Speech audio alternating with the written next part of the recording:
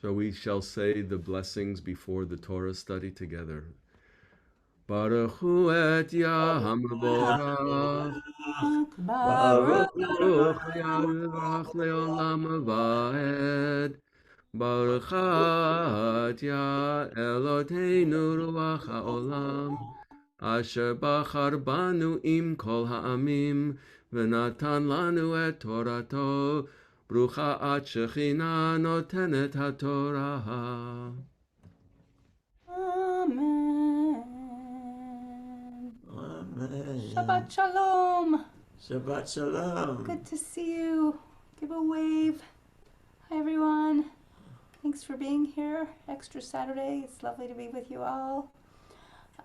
So we are entering Beshalach, the Parsha of Beshalach. And you might remember from last week, we ended the Parsha with Israelites putting the blood of the lamb on the doorpost, the doorway, excuse me, and then walking through the gates, if you will, or the doorway into the beginning of their liberation. And I talked about this being the first step, if you will, for liberation. We have to take physical actions, and there were many that were taken throughout the beginning of this story of the Exodus. And this killing the lamb and putting the blood on the doorpost was a major physical action that the Israelites took to enact liberation, to claim their liberation. And this is one of the steps of a liberation process, right? We have to be willing to walk out and say enough. We are leaving behind oppression, both internalized and external, and we are entering into kind of like what we were just talking about, the gates of righteousness. We have the opportunity, let's say, to become a righteous people, to become a righteous nation, a righteous community. And this leaving behind or physically turning away from and walking away from oppression is the first step. So then we get to this week's Parsha, and it's a long journey, this liberation process. And the physical liberation journey continues. And as we were reading this Parsha last night, and Rabbi Leonard and I were talking about it, we started thinking about that there were various steps that the Israelites take along this journey that we could look at and explore. What are the steps that are taken that could provide some insight for us about how to transform our consciousness from being the oppressed to being the liberated? And so what we're going to do today is we're going to do something different. We're going to read the Parsha. That's not different. Somebody's going to start reading. And then I'm going to keep jumping in. And I'm going to pause and say, what is this step? Is this a step? What does this step look like? And we're going to talk about it for a minute. And then we'll keep going. And maybe, Austin, you'd do me a favor, if you would, or do us a favor. As we name a step, you could put it in the chat so that we could track the steps. So the first step was last week's Parsha, was the initial physical act of turning your back and walking away. And so now we're entering Beshalach. And what are the steps that perhaps can help us transform our consciousness so that we are no longer oppressed? Because physical liberation is just one step. And, the Torah is this then 40-year journey of being stuck still in a consciousness that is not fully evolved and still embodies some of the oppressive elements of being oppressed. And we can even see that today in Israel, the way that the Israelites, the government, let's say, and many of the people are acting right now. There's still forms and manifestations of our own oppression and our own trauma that's playing out today. So let's see what we can learn from this week's Parsha. So if somebody would like to read, I'm going to free my dog so he can come back in.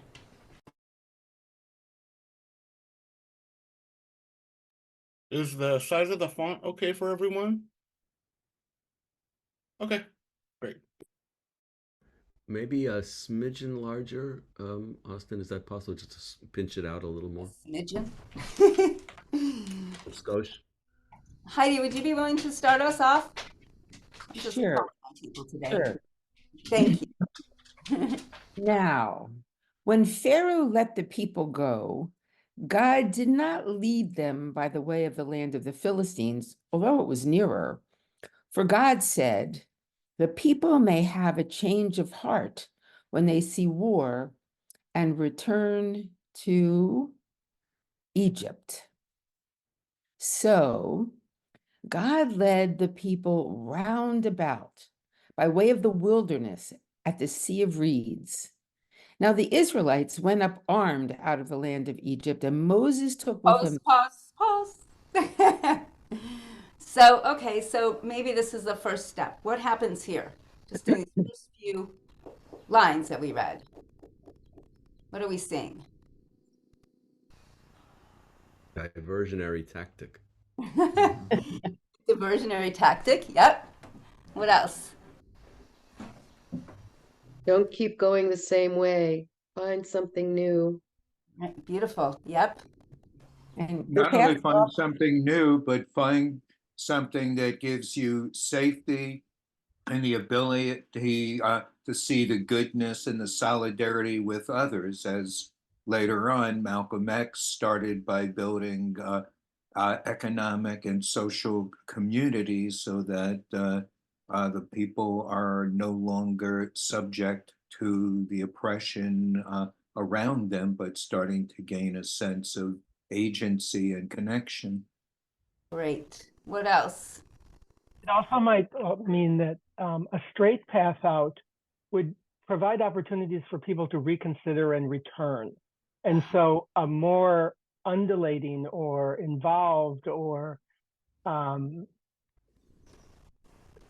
have to look at the Hebrew to see the wording here, but some kind of a different path would keep people focused on the path, because the path is different than the usual one of straight out and that's all I can think of right now. That's beautiful. Yes. Anything else from anyone?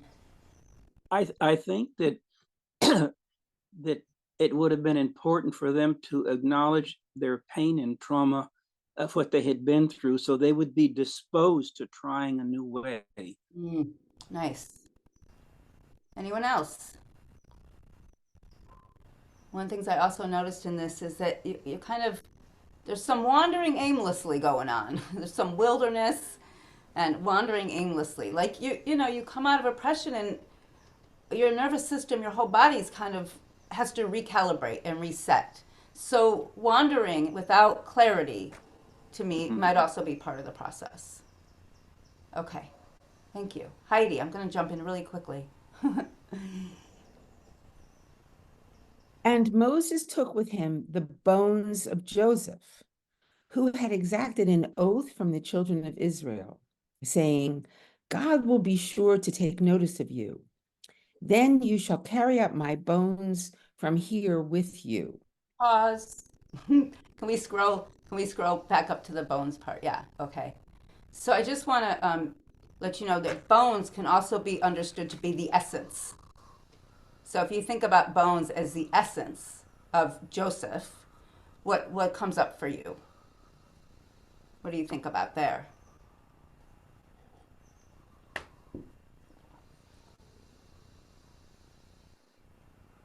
Having the courage to see one's experience rooted within a historical unfoldment. Joseph was the promise of blessing and vision. Granted, he was a flawed character, but rather than just, quote, I'm a self-made man, I am rooted within the unfoldment of historical consciousness. Beautiful. Anyone else? Joseph was the dreamer, Mm-hmm. to not lose our dreams as we embark on the journey to freedom. Awesome.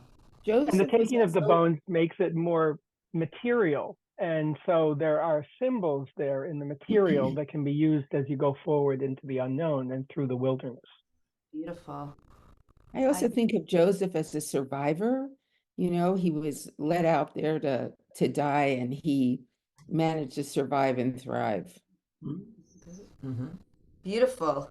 Bones or essence could be his morality. Bones is a strength. That's what our strength is in us. So it's carrying on his morality with them. Awesome. Anyone else? I was also thinking that when you're in a state of oppression, you can lose your essence. You can lose your center of who you are. And so it's saying, pick up your essence. It's still there.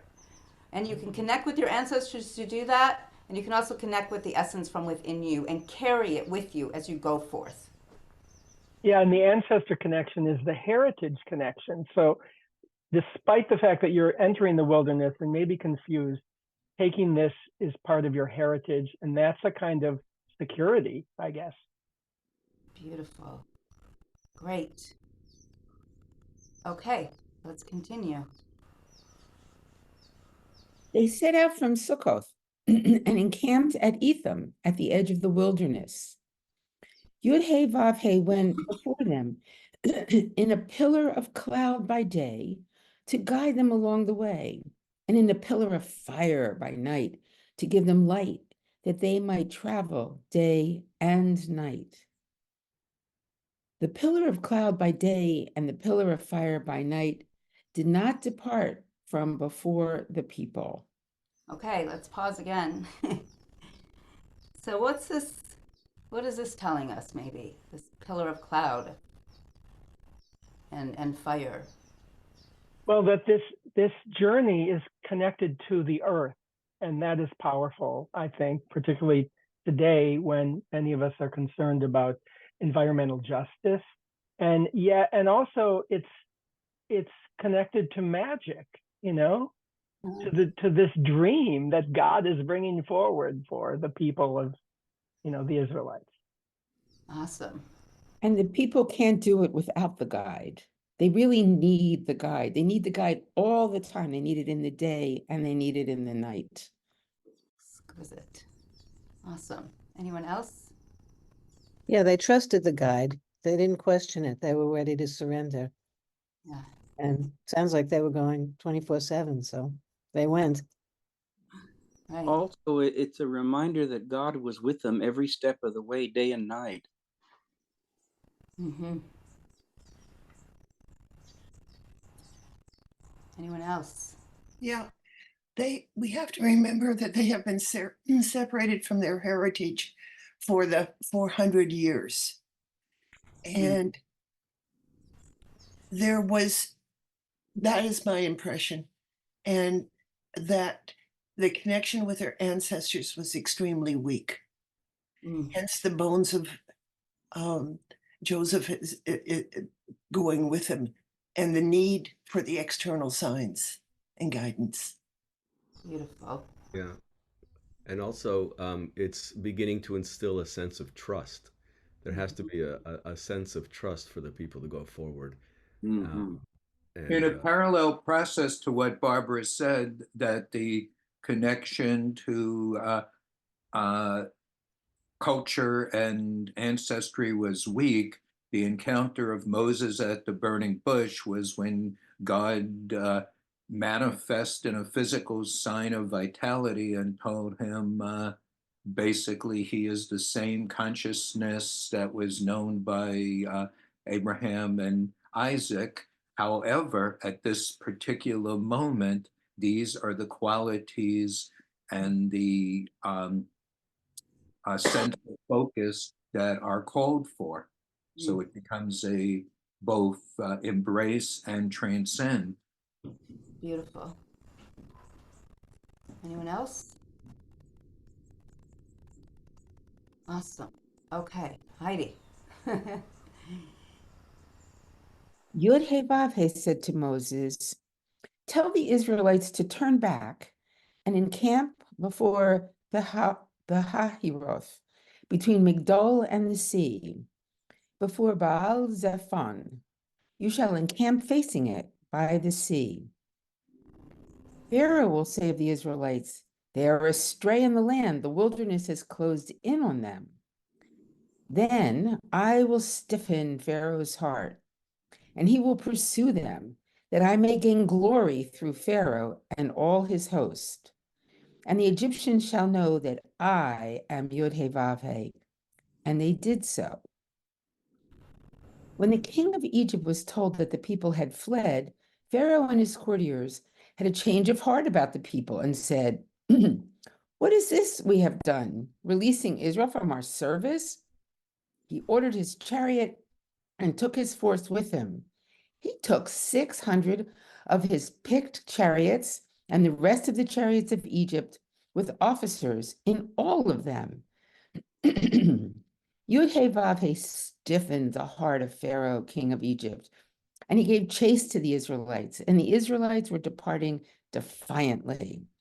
The Egyptians gave chase to them, and all the chariot horses of Pharaoh, his riders, and his warriors overtook them and camped by the sea near Pahah-Hiroth before Baal-Zephon. As Pharaoh drew near, the Israelites caught sight of the Egyptians advancing upon them. Greatly frightened, the Israelites cried out to Yod-Heh-Vav-Heh. Okay, let's pause there for a moment. So what is this being pursued? Another step in our consciousness liberation journey.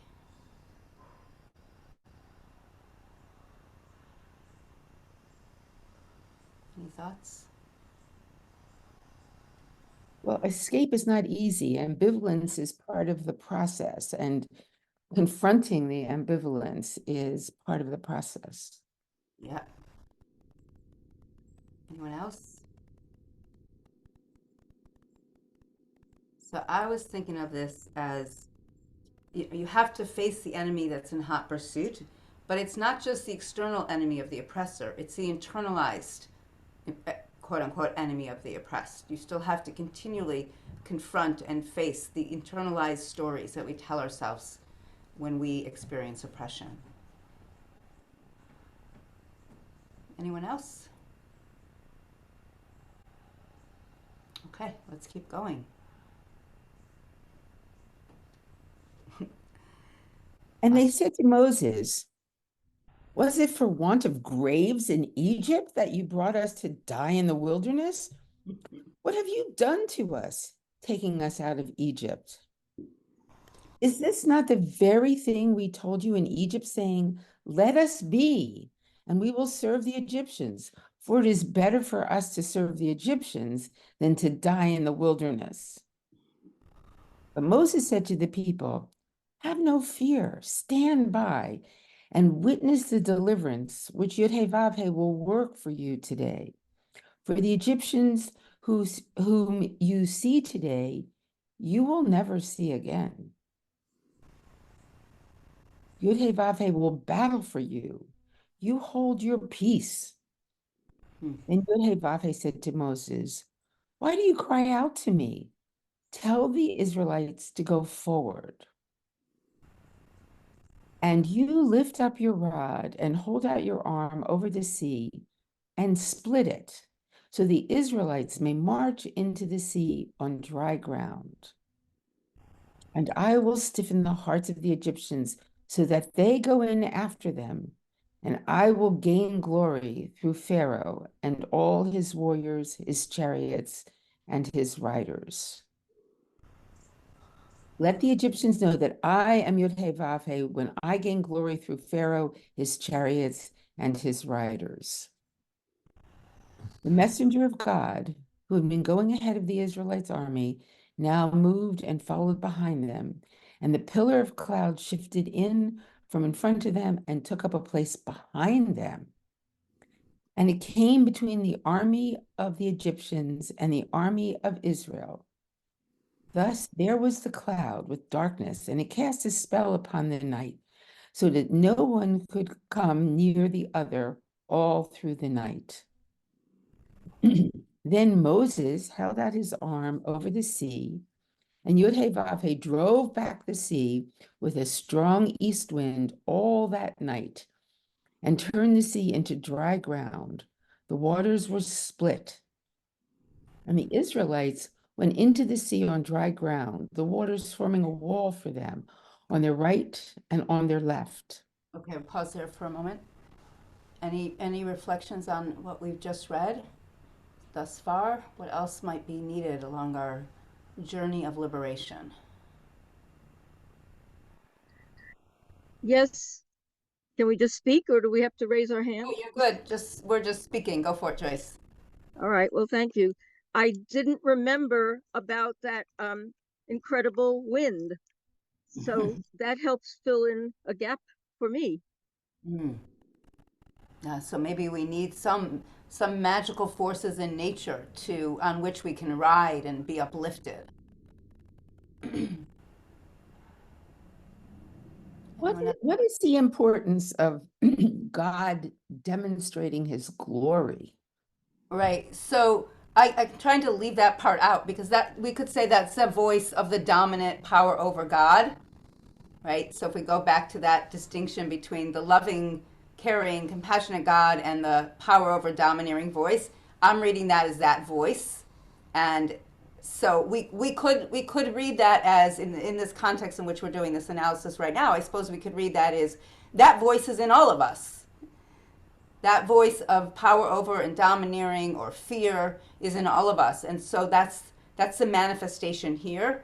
And so we could be reminded when we hear that hungry ghost, if you will, using Gabor Mate's language, when we hear that voice, then maybe we're reminded, oh, we're not totally on the right path.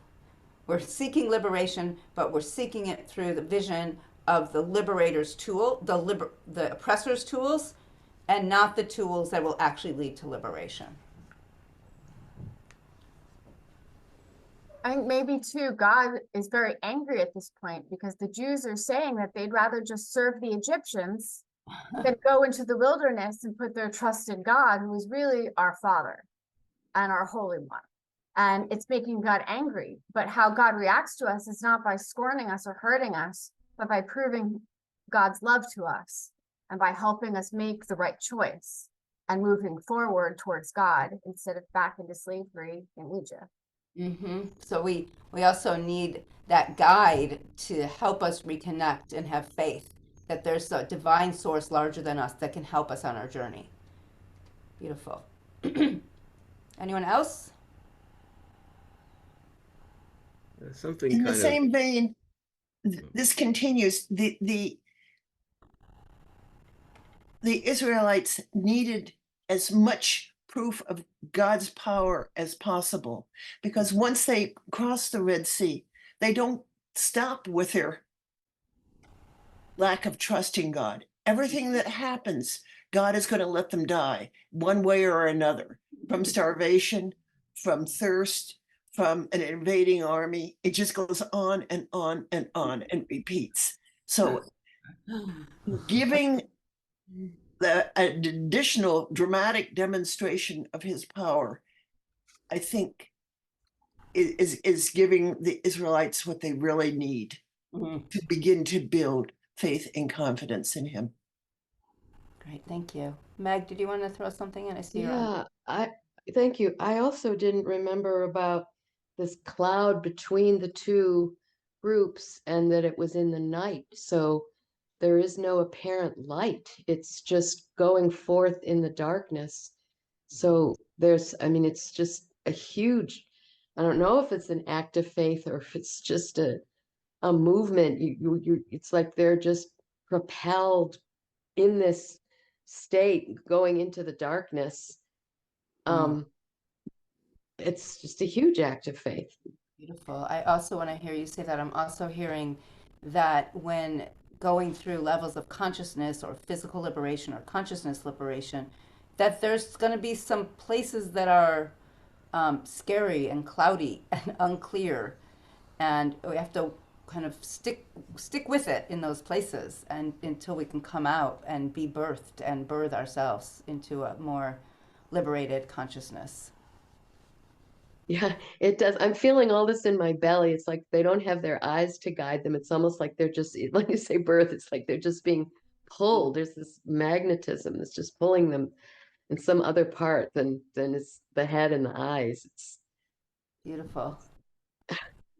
Later on in the Torah, the commentary is you will do and you will understand, meaning that at a certain level of consciousness, you cannot integrate the meaning of this and have it integrated into your being. But if you take certain steps, your consciousness, your sense of self, and your sense of community will start to mature and deepen. Beautiful. So there's also two slightly competing midrash that go with this part about when they go into the water. And so Rabbi Meir says that everyone, all the Israelites, plus there was a mixed multitude that went out with them, all of them were so excited that they all just jumped in and went forward as a community. But then Rabbi Judah says, no, that didn't happen. One person, Nachshon, alone went into the water, and the water rose up to his nose, and then the sea parted. And so so I'm curious about our thoughts about these different perspectives and what it would be like to be standing at the edge of the water, and what would it take? What liberatory consciousness steps does it take for us to enter that water? And would you want to be doing it in community, or would you like someone to be the brave person going first?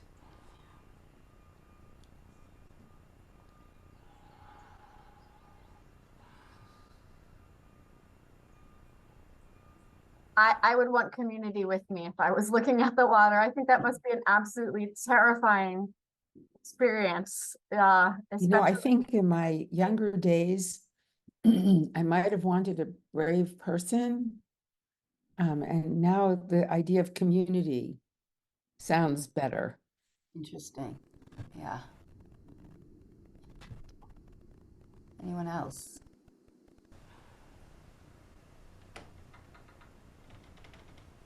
I think it was the hell I know here in Egypt. I know it. If I go with you, I don't know what I'm walking into. It could be worse than what's here in Egypt. Mm-hmm. You know, there is a midrash also, I believe, that before Nachshon went in by himself, it was a result of all of the different tribes bickering among themselves. Mm. That who should be the one to go first. Right. Apparently Moses was afraid, and he said, well, which group will go in first? And they were all bickering until Nachshon stood forward and said, enough with the bickering, let's get going. And I think that holds true today with luminaries who do come forward among the bickering people to lead the way. And so it's sort of paradigmatic of revolution of freedom movements. Yeah. It can't, for me, yeah, it's the community can't there'll be bickering. It's inevitable. There'll be factions. I mean, we're seeing it now. But there has to be a strong voice, maybe a unified group of people as one voice to light the way and to jump into the water or to walk into the water. Beautiful. Thank you. Nikki, yeah. Yeah, I was going to say a similar thing, which is we'd all like to be part of the community, but we're not all the leaders, and some of us need to be led.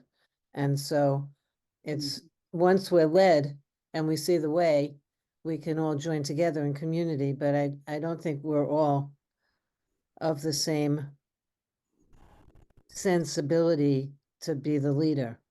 And I think you can make a case for either one, but I think sequentially there's leadership that happens and then people are meant to follow, which I think is applicable to what's happening in our world these days.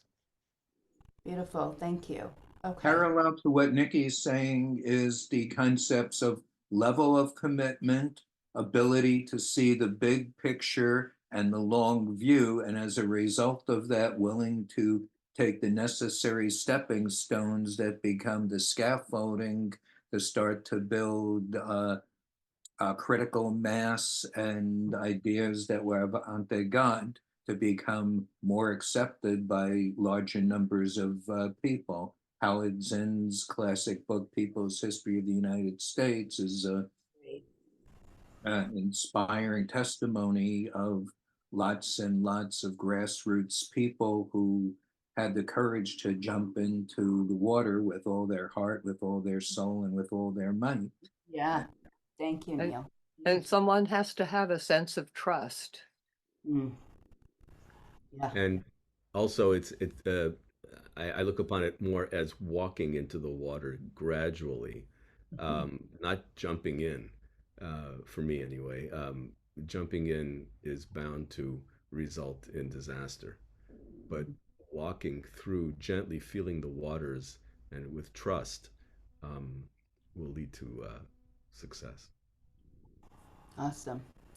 Thank you. Okay, let's keep going. We've got some more steps.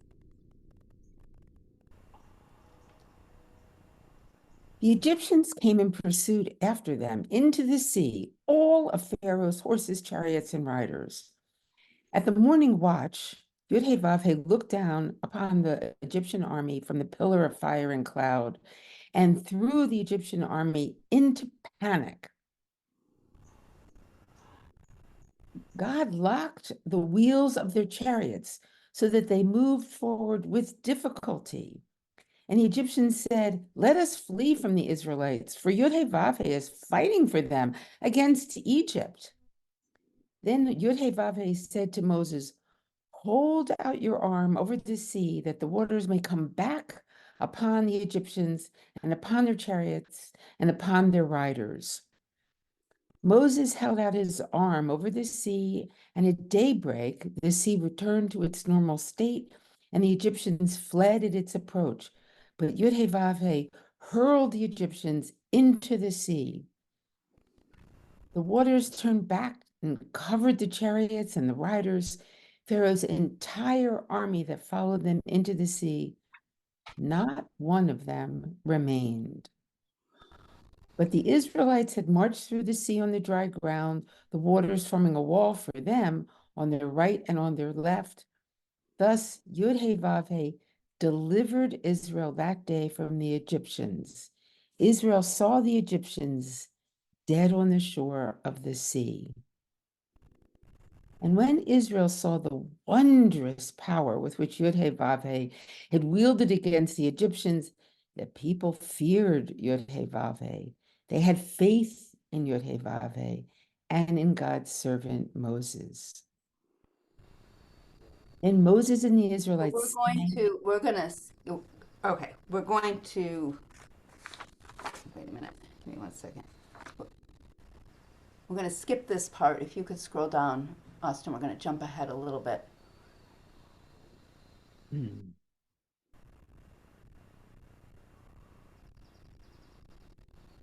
Sorry, I don't know the line I'm looking for, so just, yeah. Yeah, keep going. We're good.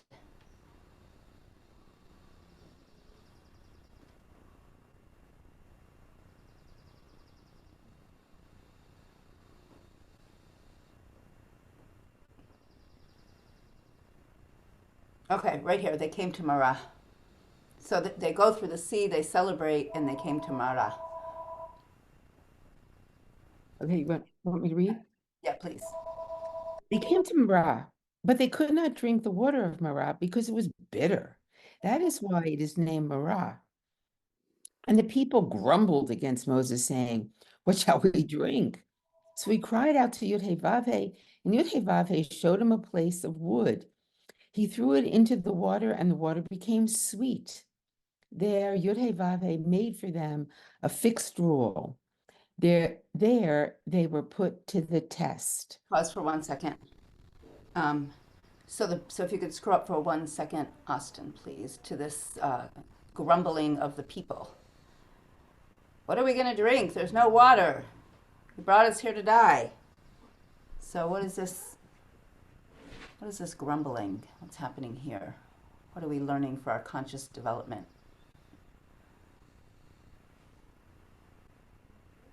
Well, that confidence in God is so ephemeral, so fragile.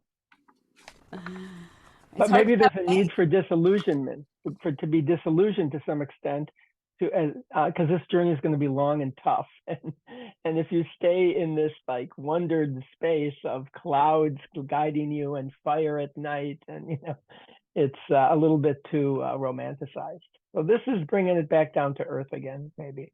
Yeah, we need to hold on to that faith, and resistance will arise. Neil, did you want to throw something into the? Yes, it speaks clearly to the fact that you have a deeply traumatized people, and that with compassion for where they are at, like a dependent child, there needs to be continuous reassurance and protection, and little by little growing a more mature person with a sense of agency. But it doesn't happen instantly. It requires an ongoing relationship that over time, that sense of secure attachment and rootedness starts to strengthen. Great, thank you. And I want to correct myself here, and we won't scroll up again, but I want to identify a couple other steps that I jumped over by accident. So one of the steps was the Israelites watched the Egyptians drown, right? So what does it mean to watch your oppressor drown?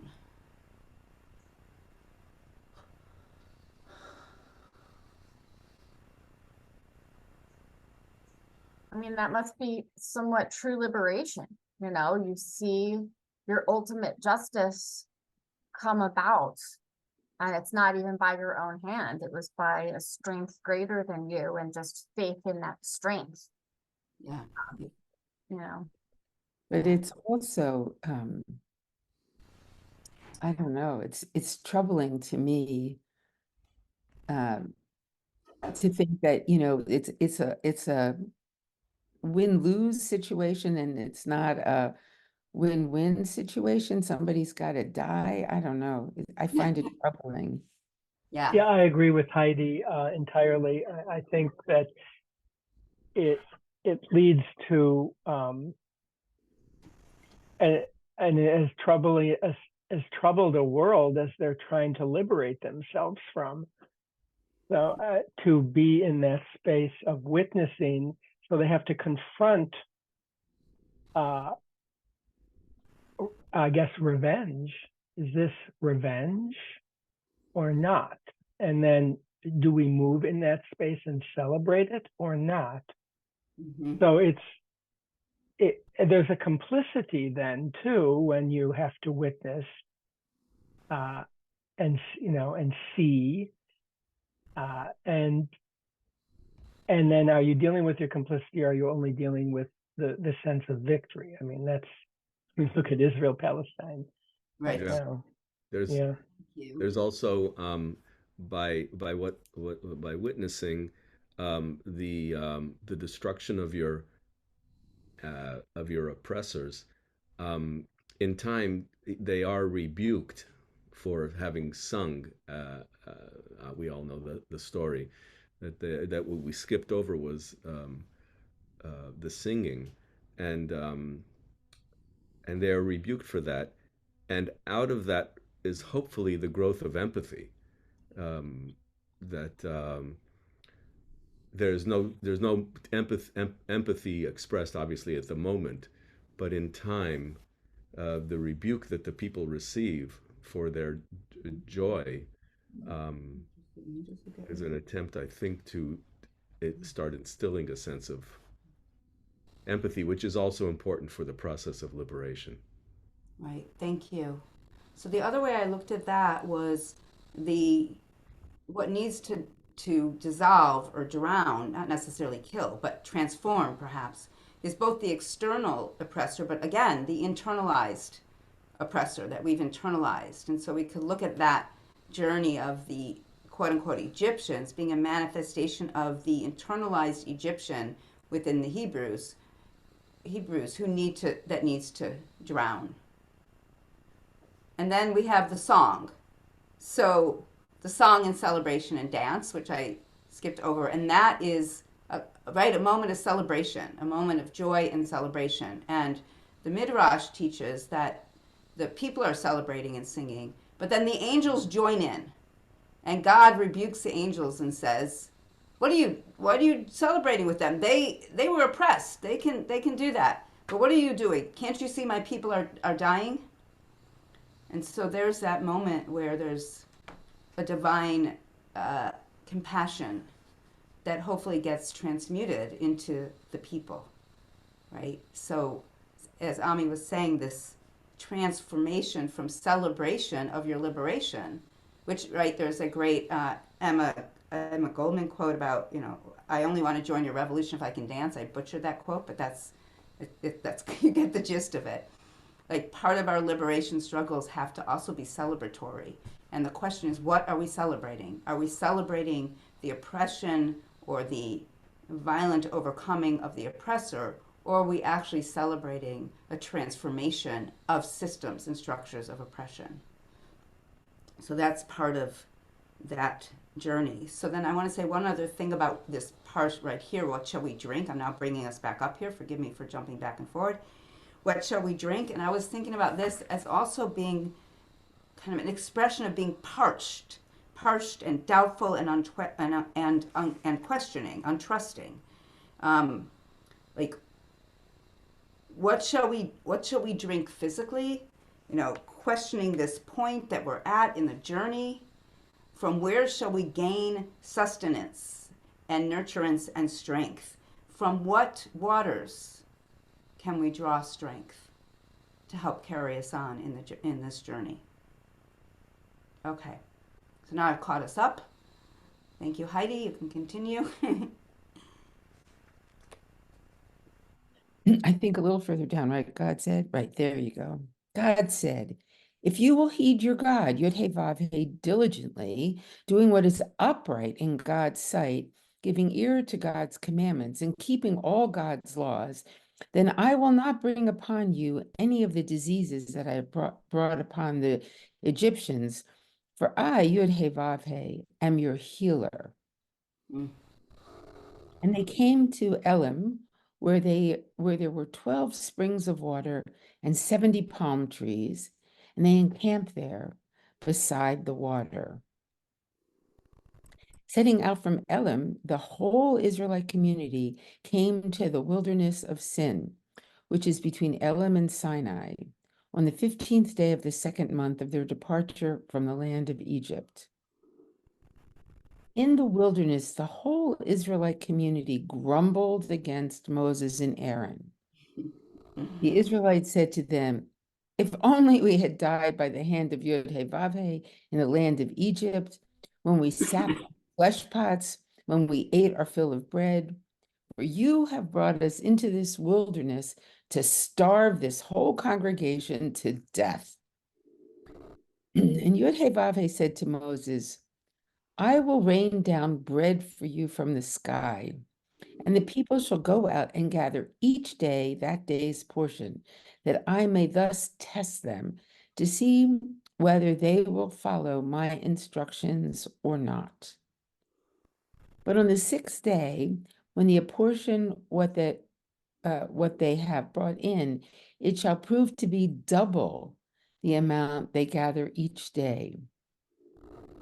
So Moses and Aaron said to all the Israelites, by evening you shall know it was Yod-Heh-Vav-Heh who brought you out of the land of Egypt, and in the morning you shall behold the presence of Yod-Heh-Vav-Heh, because Yod-Heh-Vav-Heh has heard your grumblings against Yod-Heh-Vav-Heh. For who are we that you should grumble against us? Since it is Yod-Heh-Vav-Heh, Moses continued, scroll up, please. Who will give you? I think it's on your end, Heidi. I can see it well. Oh, okay, sorry. Who will give you flesh to eat in the evening and bread in the morning to the full? Because Yod-Heh-Vav-Heh has heard the grumblings you utter. What is our part? Your grumbling is against Yod-Heh-Vav-Heh, not against us. And Moses said to Aaron, say to the whole Israelite community, advance toward Yod-Heh-Vav-Heh, who has heard your grumbling. And Aaron spoke to the whole Israelite community. They turned toward the wilderness, and there, in a cloud, appeared the presence of Yod-Heh-Vav-Heh. Yod-Heh-Vav-Heh spoke to Moses. I have heard the grumbling of the Israelites. Speak to them and say, by evening you shall eat flesh, and in the morning you shall have your fill of bread, and you shall know that I, Yod-Heh-Vav-Heh, am your God.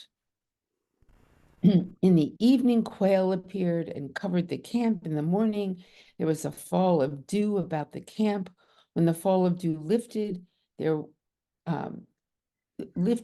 over the surface of the wilderness lay a fine and flaky substance, as fine as frost on the ground.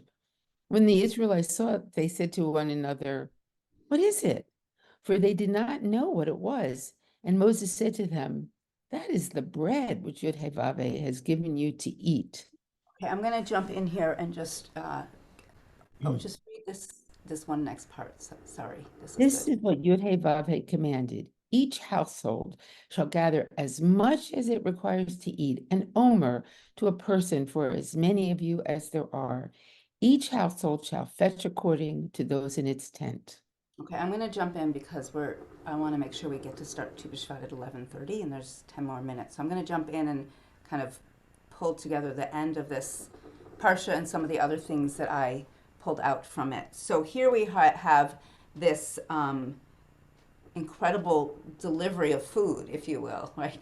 Quail in the evening, manna in the morning, and on Shabbat you get enough for 2 days, so you don't have to gather on that day. And what it says in a couple lines later is that the people end up gathering up the manna and they hoard it.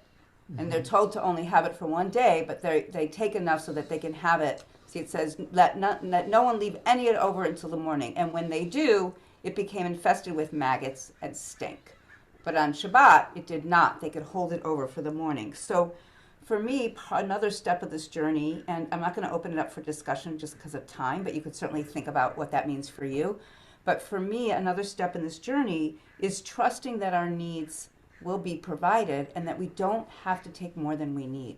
We just take what we need, and other people can take what they need, and thus there shall be enough. Then there is the practice of the day of Shabbat, and here we are. Austin, awesome. This is what is meant. Tomorrow is a day of rest, a holy day of Shabbat. And so we're taught, even on the liberation journey, even as we're fleeing for our lives, take a day of rest. Take a day to re-ensoul yourself. It's really important for you to be able to pick up your pieces and continue the next day. And then we get to a place where Aaron's told to take some of the omer of the manna and basically put it into the ark, which isn't even created yet, as a reminder. And so I took that to be like, when you're liberating and you're on this journey, don't forget to carve out time to mark what you've done, to mark the steps that you've taken to create an altar to your ancestors, to what you've been given, to the gifts and to the abundance. So you can remember your journey and tell your story, and so that you can honor the importance of your journey. And then finally we get to the story of Amalek. Amalek pursues us and kills us, and there's this big fight, and we've been told, it says at the end of it, you shall remember Amalek forever. And actually, this is who Netanyahu referred to the Palestinians as Amalek. And so this was saying to me, there is a danger of seeing the other as the oppressor and you as a victim for all time going forward. So part of our liberation struggle is to make sure that we rise above naming everyone else as the oppressor and us as a victim. In other words, you haven't actually been liberated when you are stuck in the story of Amalek, when you are stuck in seeing the other as your oppressor, as a threat. And I think we can really see that the Jewish people are really stuck in that place right now. We fled Europe. We fled Christian genocide and oppression that has been going on for thousands of years. We've landed on the backs of Palestinians. We're oppressing them for years. And it wasn't them who oppressed us, but we can still see them as Amalek, as the other, as the enemy. So those were some of the steps on our liberation journey. I hope it gave you some food for thought. Maybe I'll listen to this. Thank you, Austin, for I realized I gave you too many tasks. Sorry, should have asked someone else to take that on. Thank you. If we captured them in writing, or maybe Austin and I'll go back and listen to it. Whoops. Oh, you came back. My screen went off for a minute.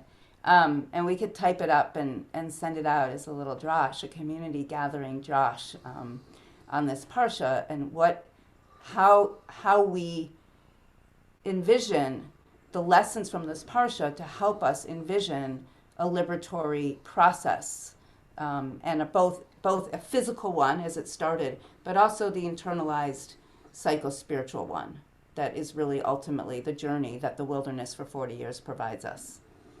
So thank you for co-creating that. It was beautiful, really rich.